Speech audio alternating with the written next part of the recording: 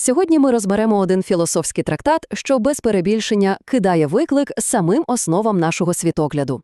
Він ставить дуже незручне запитання: а що, якщо наш найбільший страх – це не страх майбутнього, а страх власного потенціалу? Справді, замисліться на хвилинку. Від стародавніх міфів до голівудських блокбастерів.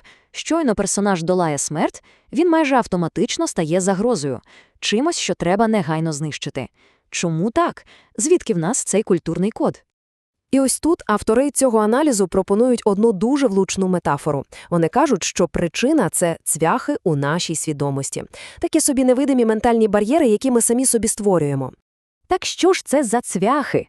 По суті, це культурні атавізми. Це давні програми, які колись допомагали нашим предкам виживати в саванні. А сьогодні? Сьогодні вони перетворилися на справжні кайдани, що стримують наш розвиток. Добре, щоб зрозуміти, як ці цвяхи взагалі потрапили в нашу свідомість, треба зазирнути дуже-дуже глибоко в минуле. Їх є коріння в еволюційній психології, в самих основах нашого суспільства. Ось тут і криється ключ до всього. Уявіть собі, плем'я в кам'яному віці. Ресурсів обмаль. Будь-хто, хто ставав занадто сильним чи розумним, був потенційною загрозою для крихкого балансу. Тому інстинкт вирівнювання, придушення тих, хто виділяється, був абсолютно функціональним. Але Сьогодні, коли нас 8 мільярдів і ми маємо неймовірні технології, цей самий інстинкт працює проти нас. Він перетворився на інстинкт стагнації. Трактат наводить приклад Кощія Безсмертного, і це геніально. Подумайте, в чому його головний злочин? Не в його конкретних вчинках, а в самому факті його безсмертя. Його засуджують за те, що він фундаментально інший, за те, що він подолав біологічну норму. Це і є той самий цвях у дії. А тепер перенесемося з давніх казок у наші дні. Бо цей страх не просто зберігся, його активно, я б сказав, промислово посилюють. І сучасна масова культура, особливо Голлівуд, стала глобальною машиною з просування цього страху. Тільки подивіться на цей паттерн, він же очевидний. Супергероїв буквально карають за їхні дари. Супермена змушують прикидатися незграбою. Геній Тоні Старка веде його лише до страждань. А неймовірна сила Ванди автоматично перетворює її на монстра. Наратив ніби каже нам: будьте як усі, не висовуйтесь, страждайте за свої таланти. У трактаті є один надзвичайно показовий приклад – це серіал «Кілджойс». Він цікавий тим, що в ньому ідея знищення кращого, досконалішого майбутнього подається як найвища моральна чеснота. Отже, в цьому серіалі є така собі халенська плазма. Що це таке? По суті, це метафора технології сходження. Речовина, що робить людей безсмертними, розумнішими, сильнішими, фактично перетворює їх на надлюдей. І що ж роблять так звані герої? Вони знищують цю плазму. І цей акт, по суті, футуроциду, вбивства потенційного досконалого майбутнього, подається як тріумф, як перемога людяності над нелюдською величчю. Це ж ідеальна ілюстрація того, як працюють ці цвяхи у свідомості. Але знаєте, ставити діагноз – це лише половина справи. Цей трактат не просто критикує, він пропонує альтернативу – цілу філософію, розроблену як протиотруту від цих культурних вірусів страху. І називається вона теотехнократія. Її центральна ідея, треба сказати, досить радикальна.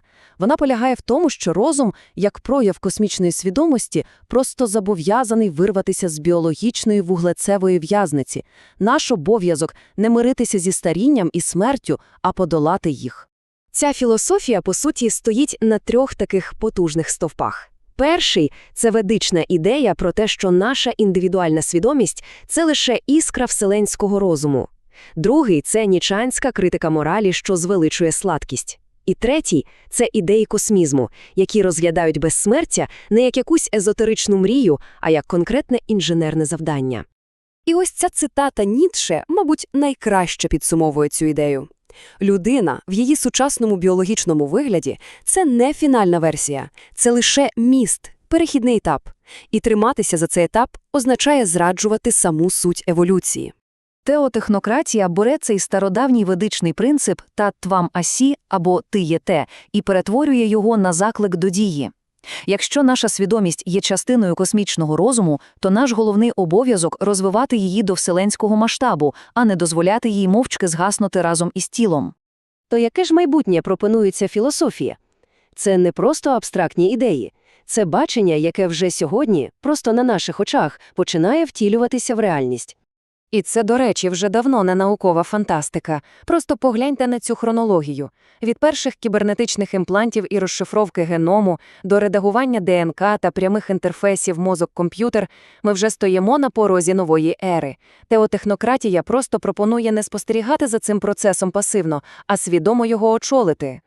Отже, що ми отримуємо в результаті? Яку нову етику пропонує цей трактат? Замість сліпого поклоніння природності – свідома, керована розумом еволюція.